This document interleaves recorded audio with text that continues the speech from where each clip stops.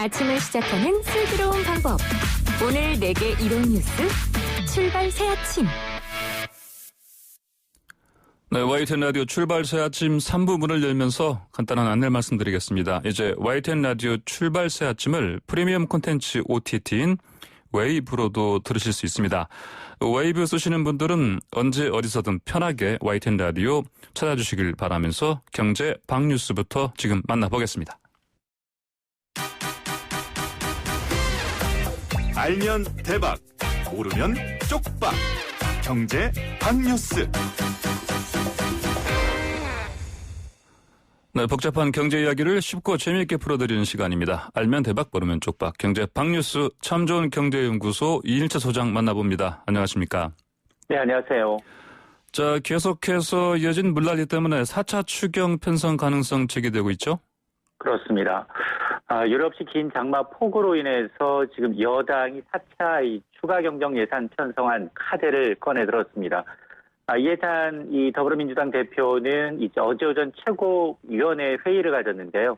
이 자리에서 가능한 1인 실내에 고위 당정 협의를 거쳐서 피해 복구를 위해 예비비 지출이나 추경 편성 등 필요한 사항을 긴급하게 논의하겠다는 겁니다.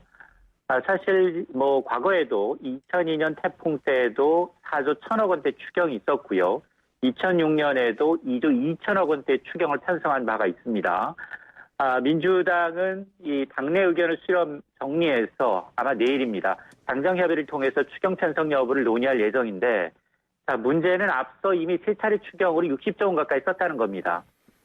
정부의 남은 여윳돈은 예비비 정도, 한 2조 원 정도인데요. 그러나 홍수 피해 규모가 커지면서 이 예비비 2조 원으로 가능하냐, 역부족이다라는 목소리가 커지고 있습니다. 그러다 보니까 이제 4차 추경을 꺼내 들었는데요. 문제는 야권도 추경 편성의 필요성에는 공감을 하고 있지만 정작 이 돈줄을 쥐고 있는 주무부서, 기획재정부는 일반 예비비로 감당할 수 있다라면서 이제 4차 추경에 난색을 표하고 있어서 당정 간 어떻게 조율될지 좀 지켜봐야겠습니다. 네, 문재인 대통령이 부동산 대책의 실효성을 높이기 위해서 부동산 시장 감독기구 설치를 검토하겠다고 밝혔죠. 그렇습니다. 문재인 대통령이 어제 수석 보좌관 회의를 주재했는데요. 이 주택 문제가 당면한 최고의 과제다. 집값 문제가 임기 후반 가장 큰 불안 요소라는 점을 거듭 강조했습니다. 크게 이 두 가지 보완 대책을 예고하고 있는데요. 우선 지금까지 발표된 부동산 대책의 실효성을 높이기 위해서 별도의 부동산 감독기구를 설치해라라는 겁니다. 주택 공급은 물론이고 세제, 특히나 이제 투기 환수와 이 교란 행위를 집중 단속할 수 있는 감독기구가 될 가능성이 커졌습니다. 일부 금융감독원과 같은 위상의 기구가 될 가능성이 있다는 건데요. 두 번째는 중저가 1주택자에 대한 세금 부담 완화를 언급을 했습니다. 이 같은 발언은 이제 공시지가 현실화로 중저가 1주택자의 재산세 부담이 갈수록 높아지고 있다는 점을 염두에 둔 것으로 보이는데요. 이와 관련해서 홍남기 경제부총리는 오는 10월에 중저가 주택 대상 재산세율 인하 방안을 발표할 것으로 예고하고 있습니다. 그렇다면 중저가 주택의 범위는 어디까지냐가 중요할 텐데요. 아직 청와대는 논의 중인 사안이다라는 입장이지만 시장 안팎에서는 사실상 9억 원 이하, 6억 원대에서 7억 원대 주택 소유자가 될 것으로 예상을 하고 있습니다. 네, 보이스피싱 피해자 3명 가운데 1명은 50대인 것으로 나타났다고요? 그렇습니다. 보이스피싱 피해자 10명 가운데 7명 이상이 대출 빙자형 사기를 당했고요. 연령대별로는 50대 여성이 가장 취약한 것으로 드러났습니다. 금융감독원에 따르면 지난 3년 동안 보이스피싱 피해자 14만 5천여 명을 대상으로 빅데이터를 분석했는데요. 대출 빙자형 피해, 그러니까 저금리로 갈아탈 수 있는 상품이다. 이런 피해가 76%, 사칭형 피해, 검찰이나 금융기관을 사칭한 피해가 23%였습니다. 그리고 특히나 이제 사칭형 사기의 일종이라고 할 수 있는 이 메신저 피싱, 이른바 가족, 지인을 사칭한 메신저 피싱 역시 2018년 이후 크게 늘고 있는데요. 연령대별로 보면 피해 비중은 50대가 32%로 가장 취약했고요. 다음이 40대, 60대, 30대의 순이었습니다. 주로 이 자금 수요가 많은 연령층에서 피해 비중이 높았고 또 대출 사기와 관련해서는 신용 등급이 낮을수록 이런 피해를 많이 본 것으로 드러났는데 특히 대출받아서 사기꾼한테 송금하는 사례도 급증하고 있습니다. 지금 3년 동안 이 보수피층으로 받은 대출금만 2,900억 원에 달하고요. 이 대출 빙장 사기는 과거에는 주로 대부업체를 이용했다면 최근 들어서는 카드사, 이 캐피탈을 통한 대출 사기가 늘고 있습니다. 자, 코로나19 사태가 장기화하면서 실업자들이 계속 늘고 있는데 지난달 실업급여 지급액이 또다시 역대 최대를 기록했다고요? 그렇습니다. 코로나19 사태가 장기화되면서 실업자가 급증하고 있습니다. 실업급여 지급액이 6개월째 기록을 갈아치우고 있는데요. 지난달 7월 구직급여 지급액이 1조 1,885억 원이었습니다. 1년 전에 비해서 4,200억 원, 56%나 급증했고요. 지난 6월에 기록했던 역대 최대치 1조 1,100억 원대를 한 달 만에 갈아치우고 있습니다. 이 구직급여라는 건 대부분 직장을 잃은 사람한테 실업급여 형태로 지급되는 고용보험인데요. 최근 석 달 연속 지급액이 1조 원을 넘어섰습니다. 그만큼 이제 직장을 잃은 사람이 많다는 걸 의미하는데요. 고용 위기는 특히나 청년층에서 두드러졌고 산업별로는 제조업에서 가장 타격이 컸습니다. 문제는 1월부터 7월까지 누적으로 6조 7천억 원이 집행된 겁니다. 국회 예산처의 예산정책처에 따르면 실업급여, 고용안정 등을 포함한 고용보험기금 전체 적자 폭이 올해만 3조 2천억 원대로 확대될 것으로 우려를 하고 있습니다. 네, 오늘 말씀 잘 들었습니다. 네, 고맙습니다. 네, 지금까지 참 좋은 경제연구소 이인철 소장이었습니다.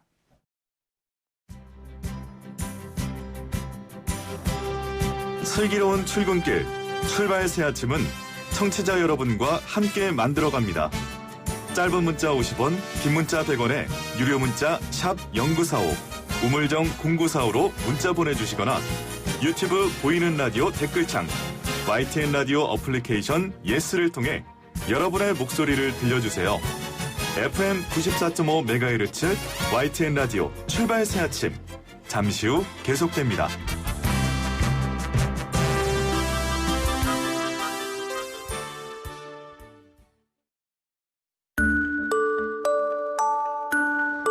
시사 인물 토크쇼 한 분만 판다. 네, 한 명의 인물과 그를 둘러싼 이슈를 끝까지 파보는 시간입니다. 시사인물 토크쇼 한 분만 판다 시작합니다. 함께 하실 두 분 소개합니다. 박원석 정의당 정책위의장 나오셨고요. 안녕하십니까? 네, 안녕하세요. 김태현 변호사 함께합니다. 네, 안녕하세요. 오늘은 한 분만이 아니라 상당히 여러 분 팔 것 같은데요. 자, 본격적인 주제 만나기 전에 이 질문부터 먼저 좀 드리죠. 미래통합당이 창당 이후 지지율 최고치를 찍었습니다. 더불어민주당 와의 격차를 오히려 대로 오차범위 내로 따라붙었는데요. 어떤 효과로 보이십니까? 일단은 기본적으로 이제 우리 정당의 지지율을 선택함에 있어서 이게 절대평가가 아니라 사실 상대평가거든요. 주관식이나 객관식이라는 거예요. 예. 그리고 이제 속어법으로 우리 유권자들 선택을 합니다. 사실 선거 때도 그렇고. 그래서 네. 우리가 선거 때 투표할 때 보면은 적극적인 호감층보다 비호감층을 없애는 게 이제 먼저다라는 얘기들을 하는 게 그런 건데. 예. 지금 사실 정당 지지율 할 때도 똑같아요. 기본적으로 압도적으로 1등을 다니는 민주당이 빠지는 게 너무 크니까 예. 상대적으로 이제 그 중에 일부가 미래통합당으로 옮겨오면서 격차가 좀 줄어드는 측면이 있는 거죠. 그러니까 민주당이 빠지는 효과는 뭐 명확합니다. 기본적으로 지금 뭐 부동산 문제가 가장 크죠. 네. 아무래도 뭐 예를 들어서 항상 전국에는 뭐 외교 안보 이슈도 있고 뭐 검찰 개혁 같은 사회 이슈도 있고라고 하지만 유권자들한테 가장 가슴 깊게 다가오는 건 경제 문제거든요. 예.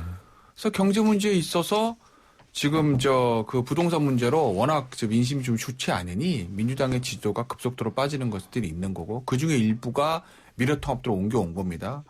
미래통합당이 그러면 이 정부에서 특별히 잘한 게 있느냐? 사실 딱히 그런 건 없어요. 예를 들어서 적극적인 그러면 정부의 부동산 정책에 문제가 있는데 그럼 어떤 대안이 있느냐는 것까지 완벽하게 내놓은 건 아닌데 다만 얼마 전에 이제 윤희숙 의원의 저는 그 대국민 연설을 좀 주목을 하는데 윤희숙 의원의 국회 연설이 엄청난 대안을 제시했다 이런 측면보다 예.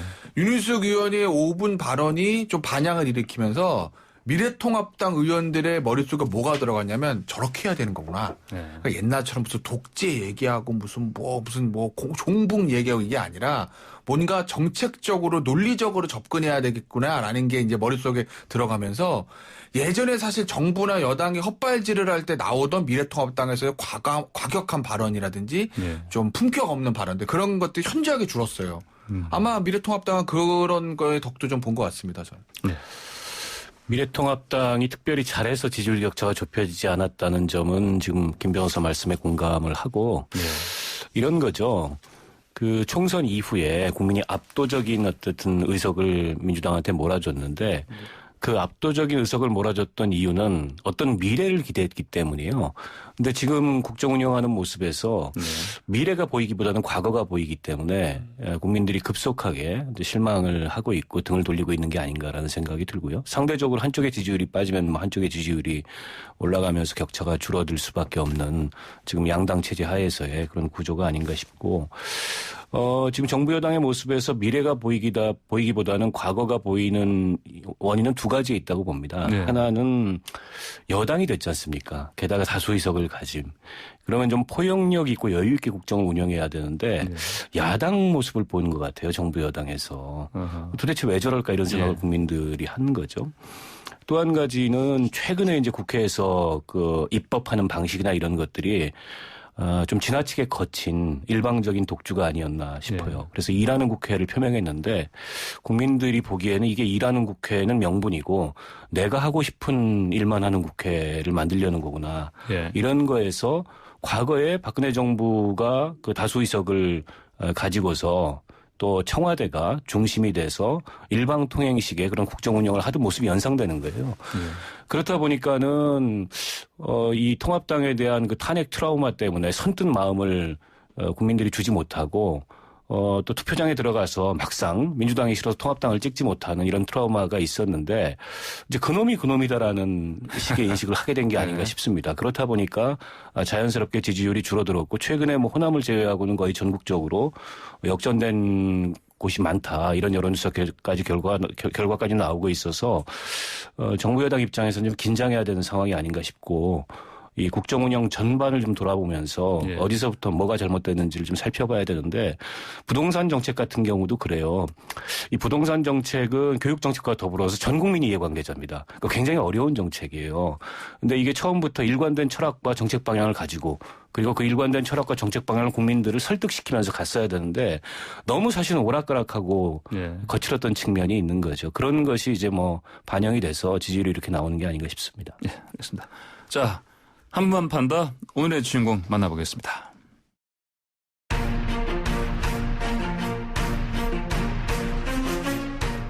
노영민 대통령 비서실장과 비서실 소속 수석 비서관 5명 전원이 오늘 오전 문재인 대통령에게 일괄로 사의를 표명했습니다. 문재인 대통령은 오늘 정무수석 비서관에 최재성 전 국회의원, 민정수석 비서관에 김종호 감사원 사무총장, 시민사회수석 비서관에 김재남 기후환경 비서관을 내정했습니다.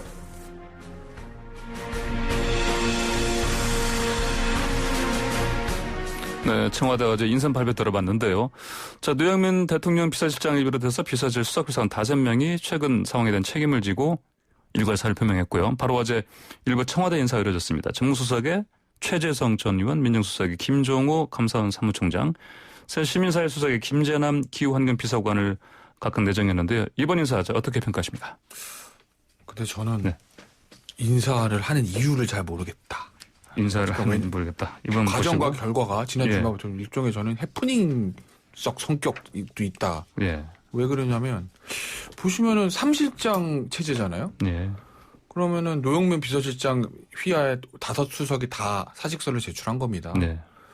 근데 사실은 한 실장 저 밑에 있는 5수석에 일괄 사표를 제출하는 게 흔한 일은 아니지 않습니까? 그럼 사실 그렇게 하는 데는 번역이 인사 원인이 있었다는 거고 쉽게 얘기하면 부동산 문제나 이런 것 때문에 실장 밑에 5수석이 우리가 잘못해서 부동산 대책이 이렇게 망가졌고 여론도 안 좋아지고 민주당 지지도도 떨어지고 대통령 지지도 떨어졌으니 대통령님 저희가 잘못해서 저희를 잘라주십시오. 저희가 책임지겠습니다. 이거거든요. 냈어요. 네. 근데 대통령이 실장 사직서 반려했습니다. 그건 뭐죠? 당신의 잘못이 없어라는 겁니다. 이 메시지가 시장에 주는 게 어떤 영향을 가져올까? 그러면 대통령이 현 정국 인식을 어떻게 하고 있을까라는 걸 생각을 해보면 안 하니 못한 인사였다. 차라리 대통령이 그냥 누구죠? 전 민정수석 김종원 민정수석 그 다주택 문제도 있고 뭐 네. 잠실집 2억 높게 내놨는데 남편은 몰라요. 뭐 이거 있으니 네. 민심이 안 좋은데 당신 나가. 그래서 민정수석 하나만 정리했다. 저는 또는 정무수석 뭐 대화 관계가 좋지 않으니 좀 대화 관계가 좋은 사람 바꿀래. 네. 정무수석 나가. 두 사람만 그냥 그렇게 원포인트로 교체했으면 그냥 그런가 보다 하고 넘어가면 되는 건데 실장까지 내가 잘못돼서 그만두겠습니다라고 올렸는데 그 이제 반려가 지금 2명만 나간 그 나머지는 다 신임을 받은 결과가 됐으니 네. 3명 교체한 거죠. 그러니까 어쨌든 3명 교체했다는 게보다 실장이 신임을 다시 받았다. 이걸 저는 포인트를 보는 거죠. 이 인사는 왜 했을까라는 의구심? 무엇을 노리고 했을까라는 의구심이 제 머릿속을 떠나지 않는 거죠. 그 배경은 그런 거죠. 최근에 이제 지지율도 좀 떨어지고 대화 관계도 최악이고 분위기가 다운돼 있는 상황에서 뭔가 이게 정무적으로 분위기 환기가 필요한 시점이었고 네. 또 표면적으로는 이제 부동산 정책 실패 논란의 와중에 청와대 다주택자들 보유 문제가 논란이 됐습니다. 청와대 수석 비서관들의 네. 특히 이제 비서실장 산하에 있는 수석들이 그 논란의 당사자들이 됐지 않습니까? 그래서 그런 등등을 포함해서 아마 노영민 실장의 판단으로 네. 이제 우리가 사의를 표하자라고 해서 사표를 낸 것 같은데 문재인 대통령의 인사 스타일이 본인이 믿고 검증된 사람들을 계속해서 쓰지 그렇게 사람을 자주 바꾸는 스타일이 아닙니다. 네. 이게 한편에서 이제 회전문 논란 인사도 불러오고 있지 않습니까? 이번에도 그런 것 같아요. 사실은 비서실장 라인에 있는 수석들 5명을 한꺼번에 갈아치우면 굉장히 큰 폭의 인사고 장관 5명 갈아치우는 것 이상의 그런 어떤 인사인데 이게 상당한 또 이제 공백을 초래할 수가 있거든요. 네. 그래서 부분적으로 3사람의 수석은 교체를 하고 두 사람과 비서실장을 남겨두는 그런 선택을 했는데 충분히 저는 예상 가능한 선택이었다고 보고요.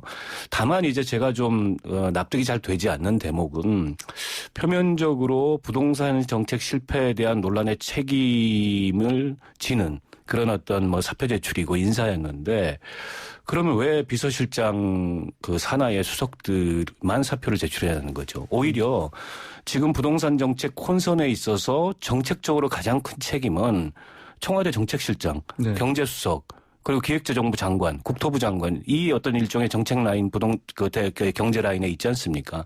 근데 그분들 같은 경우에는 교체한다는 얘기가 지금 전혀 없어요. 네. 그런 면에서 봤을 때 지금 과연 이 부동산 문제와 관련된 이 논란을 정무 참모들을 교체한다고 해결될 문제인가? 네. 그런다고 뭔가 정책의 혼선이 바로잡히거나 아니면 정책의 어떤 그 기조가 달라지거나 이런 게 아닌데 그런 면에서 봤을 때 과연 김상조 실장 이하 청와대 이 경제 혹은 정책 라인들은 도대체 뭘 하고 있는지 이 점에 대해서 굉장히 좀 의문스럽고요. 왜 대통령은 이 상황을 방치하시는지도 저는 좀 이해가 안 됩니다.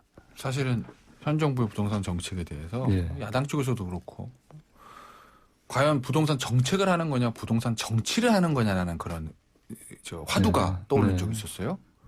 근데 이번에 이제 이제 일종 해프닝이라 제가 표현하지 않습니까? 이걸 보면서 저는 현 정부는 부동산을 정책적인 측면보다 정치적인 측면으로 접근하고 있구나라는 생각을 하게 됐습니다. 네. 그 전부터 사실 의구심이 있었는데 이번 인사 문제를 보면 확실히 제 머릿속에 저는 그렇게 생각을 해요, 개인적으로. 앞서 이제 그 박원석 전 의원께서도 말씀을 해주셨지만 부동산이 문제가 있으면 정책실을 갈아야 되는 거죠.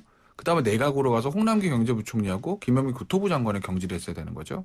그런데 정무 라인에 어째 손을 댄 거예요. 예. 어쨌든 사직서를 올리고 이제 일부 반려, 일부 이제 수용을 했으니까. 그럼 이걸 민정, 시민사회, 그 다음에 정무가 지금 바뀌었거든요. 그 얘기는 우리의 부동산 정책은 별 문제가 없고 잘하고 있는데 이게 대국민 홍보라든지 야당과의 관계라든지 언론 관계라든지 민심을 다독이는 거 요게 잘못돼가지고 우리가 지금 이렇게 매를 맞는 거 아니야?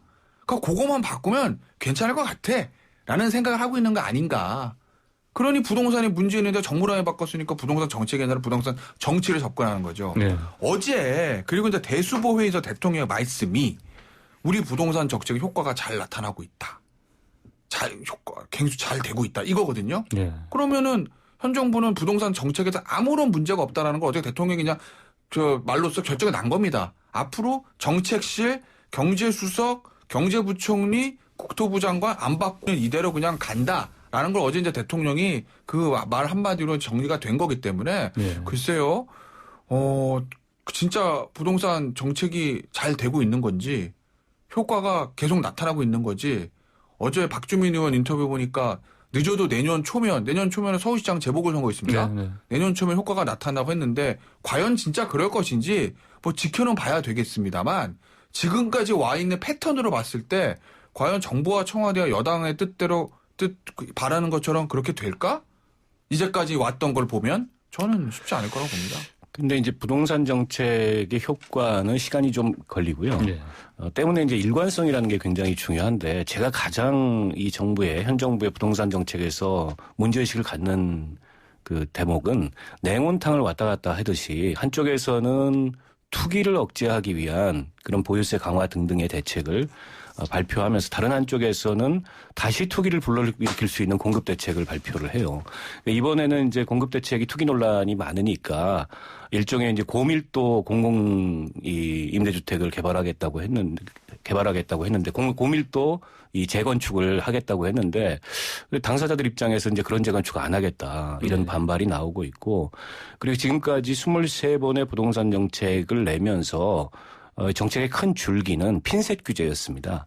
근데 이 핀셋 규제라는 거는 사실은 어떻게 보면 투기꾼들의 뒤를 쫓아다니는 대책이었을 뿐이라는 게 결과적으로 입증이 됐어요. 만약 정부가 처음부터 이 심상치 않은 부동산 폭등세에 대해서 일관된 정책 의지를 가지고 보유세 강화 중심으로 대응을 해왔다면 과연 그 정책의 정치적 결과가 지금 와서 이런 것이었을까라는 점에 대해서 일단 좀 반문을 하고 싶고요. 또 한 가지는 아까 이제 부동산 정치를 말씀하셨는데 그 정치도 굉장히 중요합니다. 근데 이번에 부동산 정치에 있어서 가장 큰 패착은 이 전국민적인 논란과 혹은 전국민적인 이해관계가 얽혀 있을 수밖에 없는 이 문제를 다수 의석을 가지고 있다고 해서 국회에서 일방적으로 하루아침에 밀어붙였어요. 근데 그게 어쨌든 정책 추진 효과 내지는 속도 이런 것을 빨리 하기 위해서라는 어떤 명분을 정부 여당은 가졌겠지만 근데 민주주의라는 건 빨리 간다 그래서 그게 최선의 길로 간다고 볼 수 없거든요. 그 점에 있어서 어떤 독선과 오만 같은 것들을 국민들이 읽은 거고 이게 이제 지지율이 더 떨어지는 결과를 가져온 거죠. 그러면서 봤을 때 이게 지금 180석에 가까운 다수 의석을 갖고 있지만 야당과 함께 어떻게 정치를 할 건지 그리고 야당이 있는 민주주의를 어떻게 만들어 나갈 건지 이런 점에 대해서 좀 전 근본으로 돌아가서 정부가 고민을 해야 될 시점이 아닐까 싶습니다. 제가 김태현 변호사께서 이제 노영민 비서실장 유임이라는 표현보다 아까 이제 재신임 이렇게 표현을 하셨고요. 네. 그리고 아까 또 이제 박 의장께서는 사실 책임을 져야 될 어떤 정책 라인, 경제 라인 쪽에 갈아씌우는 게 아니고 그래서 사실 이런 걸 보면은 어차피 노영민 실장은 유임이지만 결국은 이제 다른 사람으로 교체될 것이다 이런 얘기가 많습니다. 그렇다면 결국은 방금 말씀하신 대로 우리 책임이 있는 그 라인 쪽에서 사실은 그 중에 한 명이 새로운 비서실장으로 갈 것이다 이런 얘기도 있습니다. 아 근데 예. 지금 일단 예. 유임인데 예.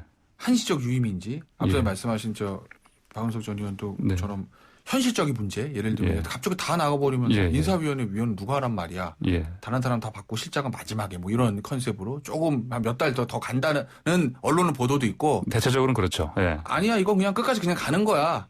라는 보도도 있고 예. 조금 다릅니다. 근데 예. 그 언론 보도는 다 이제 청와대 핵심 관계자, 여권 핵심 관계자 말을 빌려서 하는 건데 왜냐면 네, 네. 그러니까 이거를 지금 노영민 실장의 이 유임이 한시적인 건지 계속 가는 건지에 대한 보는 시각도 여권이나 청와대 내부도 조금 다르다는 거예요. 예. 왜냐면 언론마다 조금씩 취재원들의 얘기가 좀 다른 걸 보면 근데 글쎄 저는 제가 청와대에 안 있어봐서 모르겠는데 이 정도 되는 저라면 예. 사실은 대통령이 아무 경질할 생각도 없는데 실장에 5수석 다 되고 우리 다 나가겠습니다 하고 사직서 내는 것도 굉장히 무책임한 거거든요. 지금 수혜 때문에 좀 올라다가 난리인데. 예. 그럼 사실 이 정도 인사가 이루어지려면 어느 정도 대통령과의 사정 교감이라든지 뭔가 그런 것들이 있고 그러면 후임자 어느 정도 물색을 해두고 그리고 5수석이 책임지는 차원에서 실장까지 사직서 제출하면 대통령 수용하고 바로 다음 인사고 뭐 이런 플로우가 있어야 되는 거예요.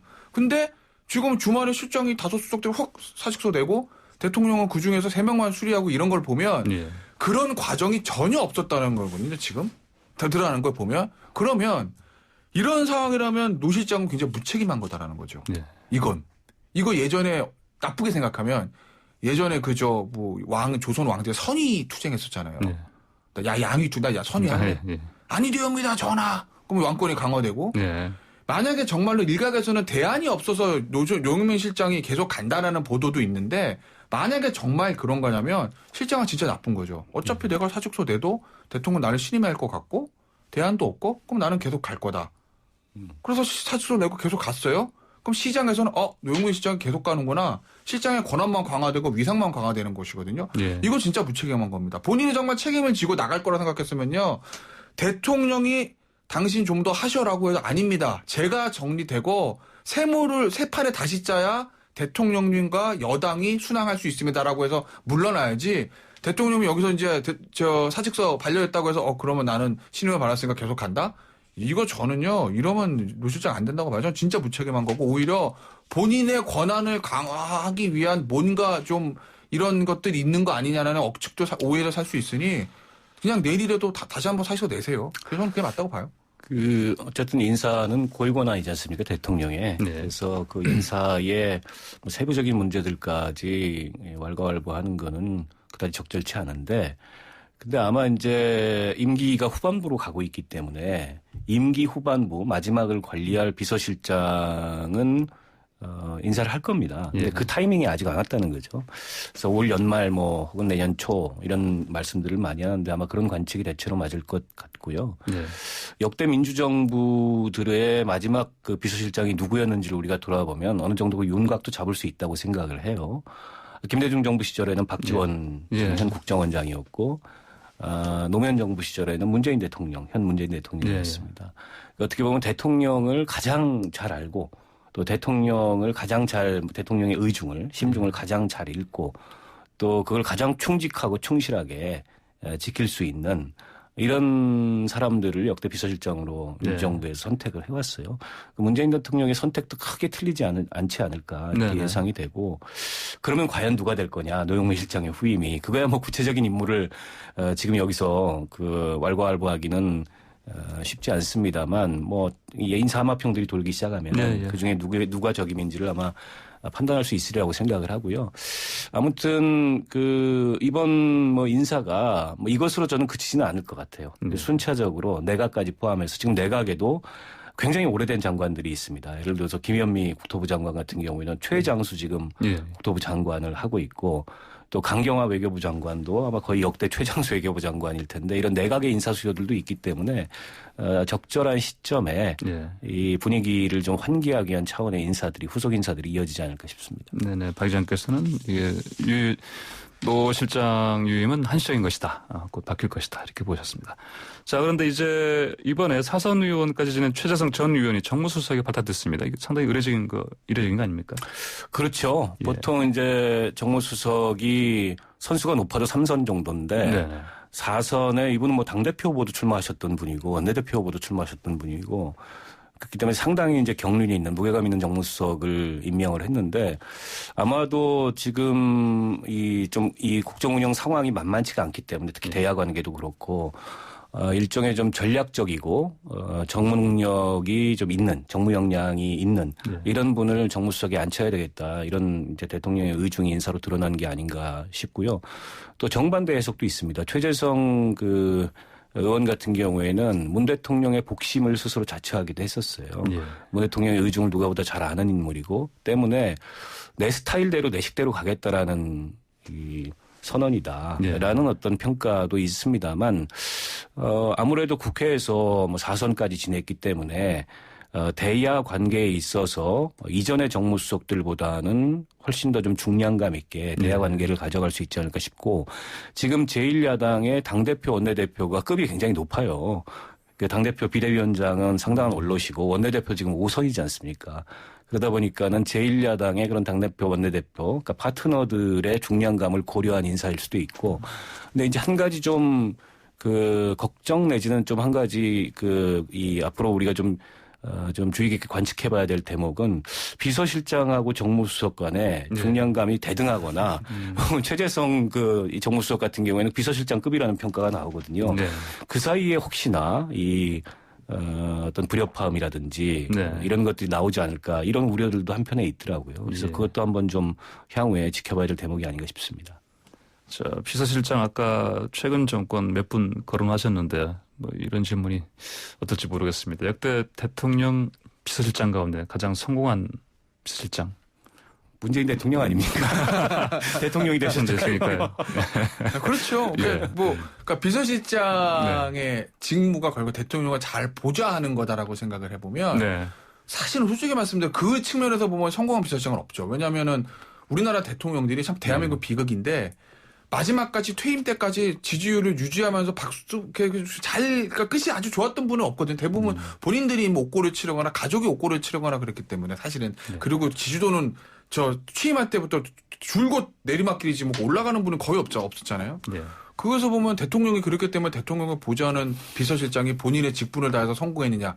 그분 없는데 그래도 비서실장 이후에 본인이 정치적으로 대선강화로 성공했다는 말하면 역시 1등은 문재인 대통령. 대통령 되셨으니까. 두 번째는 박지원 실장.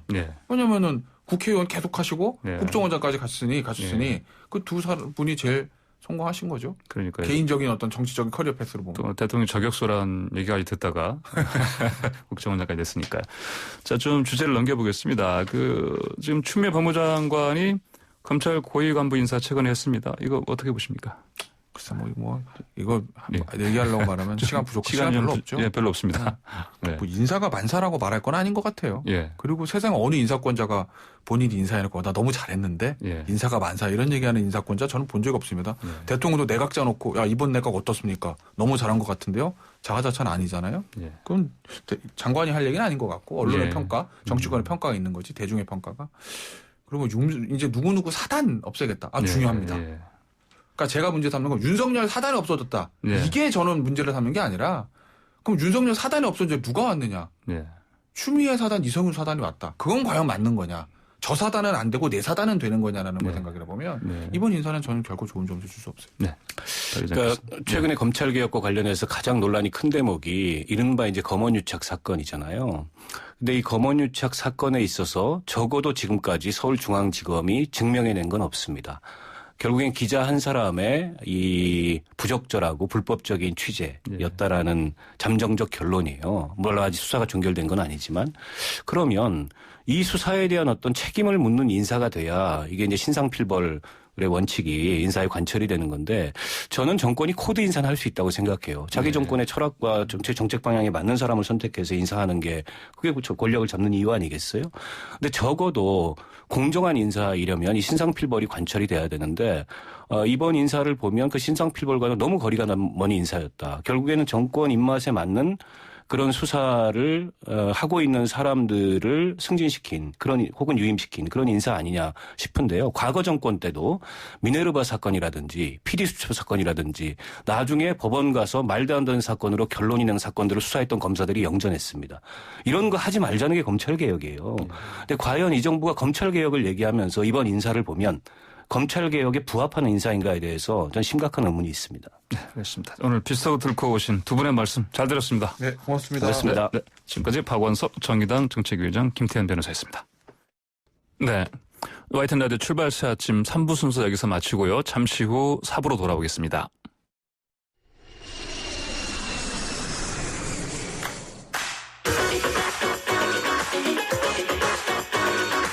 뉴스 탐구생활 못 떠나도 고!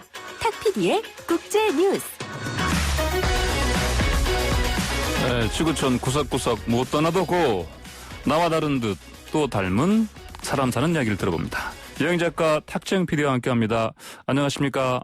네, 안녕하세요. 여행으로 수다 떠는 PD 탁재영 PD입니다. 자, 오늘은 저기 전화 연결됐습니다. 네네. 어떤 상황입니까?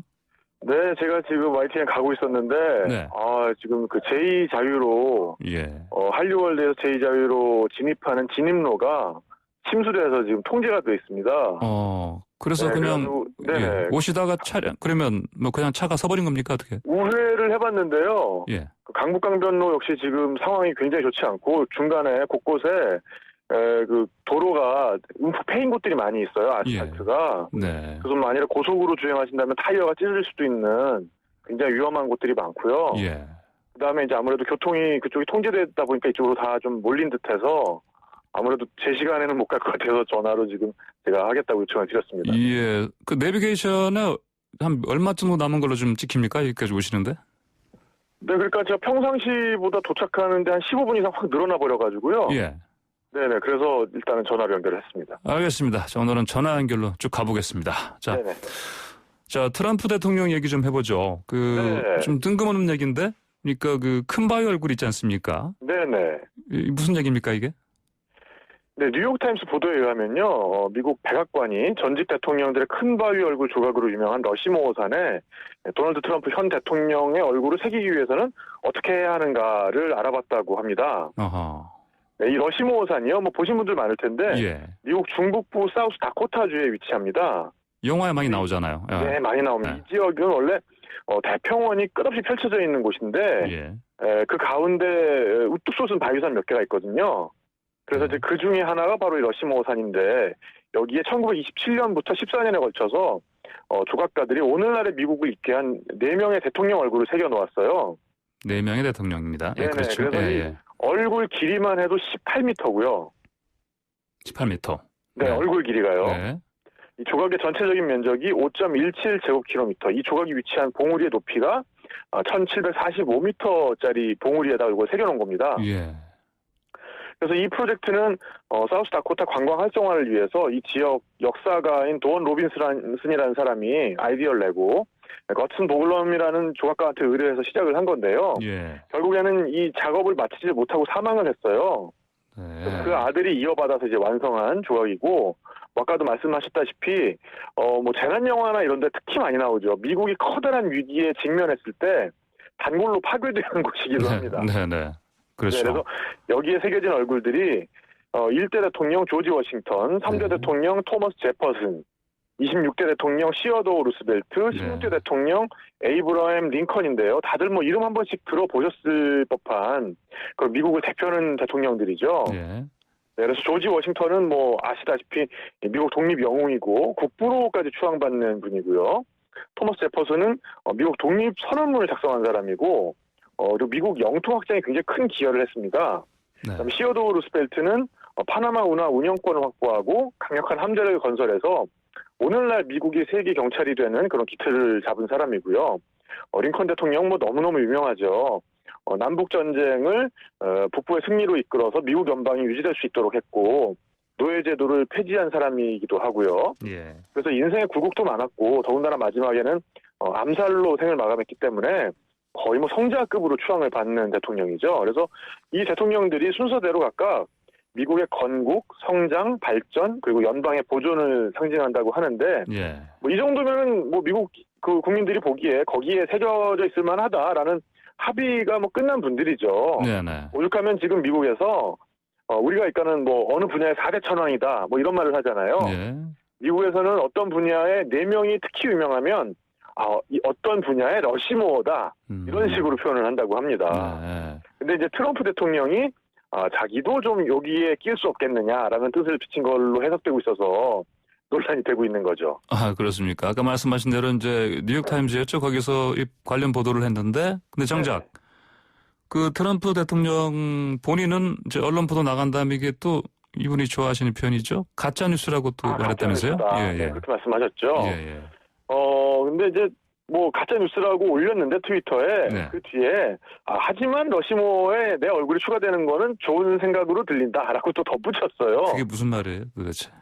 그러니까는 예. 이 가짜 트럼프는 뉴스라면서. 네. 가짜 뉴스 이거는 이 보도는 가짜 뉴스인데 네. 러시모산에 내 얼굴이 추가되는 건 좋다. 뭐 이제 이렇게 피력을 한 거죠. 이제 하나만한 소리를 했네요. 네, 네. 그래서 사실 이 트럼프 대통령이 공공연히 예. 이 자기 얼굴이 러시모산에 이제 새겨지길 원한다라고 말하고 다닌 것 같아요. 지금 현재 사우스다코타의 주지사가 예.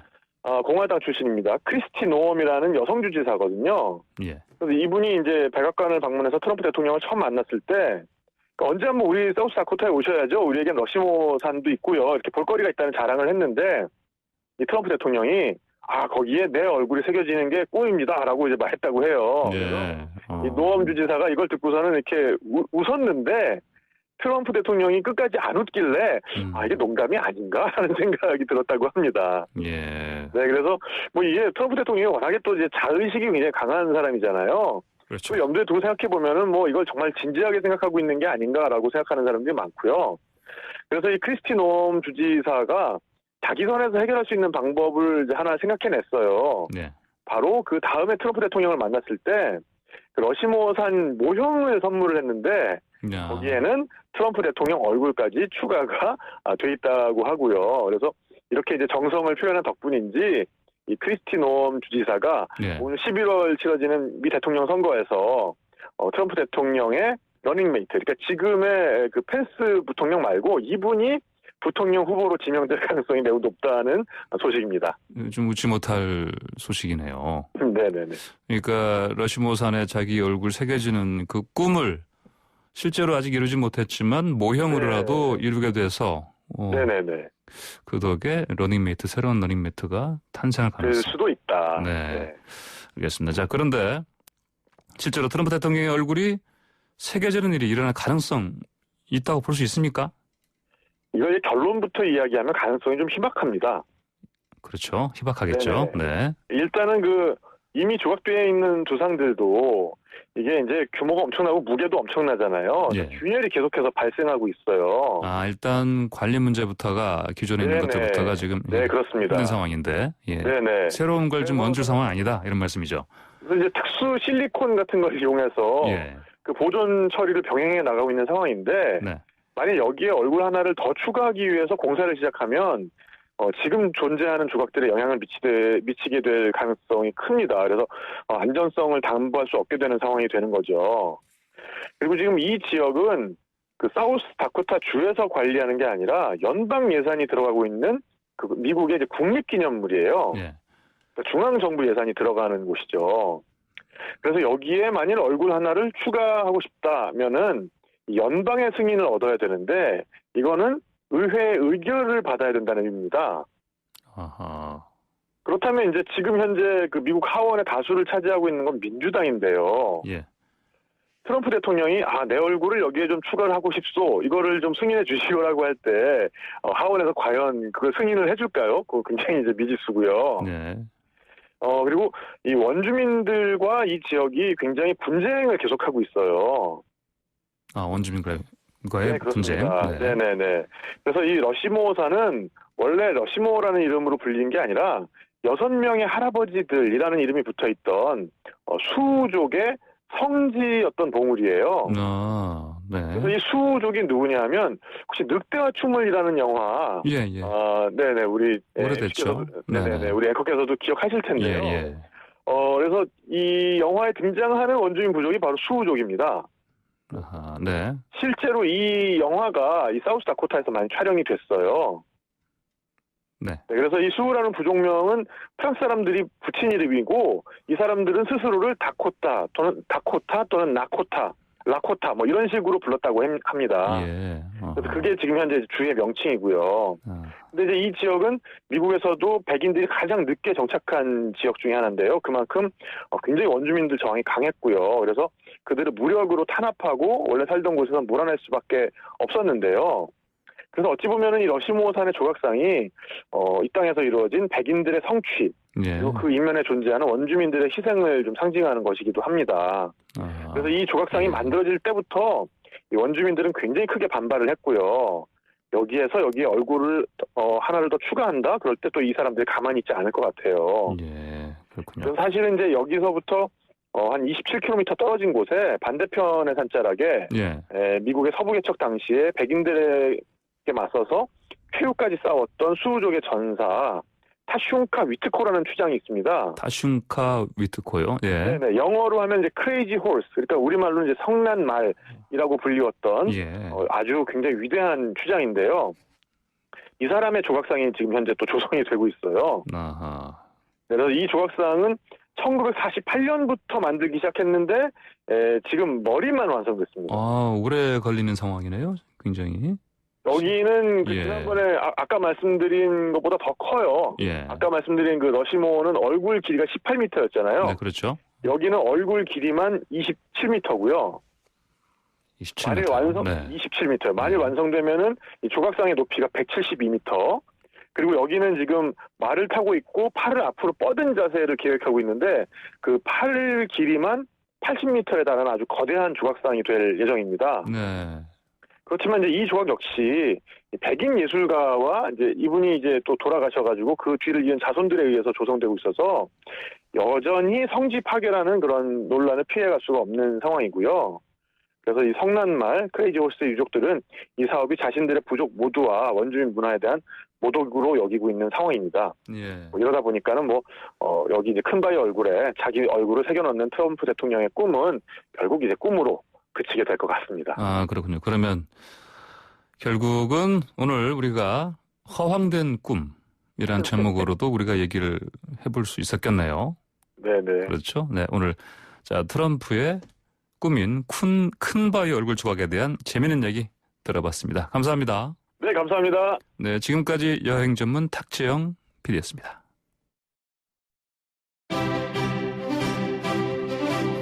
네, YTN 라디오 출발새 아침 오늘 저희가 준비한 소식은 여기까지입니다. 태풍 장미는 소멸됐지만 서울과 경기 등 곳곳에서 비가 계속 내리고 있습니다. 흙더미가 무너져 내리면서 수도권 제2순환고속도로 차량 통행이 제한되고 있고요. 월계 일교 수위가 또 올라가면서 동부 간선도로도 통제되고 있습니다. 또한 시내 곳곳에 도로 통제가 출근 시간과 맞물리면서 정체가 극심합니다. 이어지는 날씨와 교통 소식 들으시면서 슬기로운 판단들 하시기 바랍니다. 그리고 저 황보선은 내일 아침 7시 정각 변함없이 슬기로운 내용으로 찾아뵙겠습니다. 감사합니다.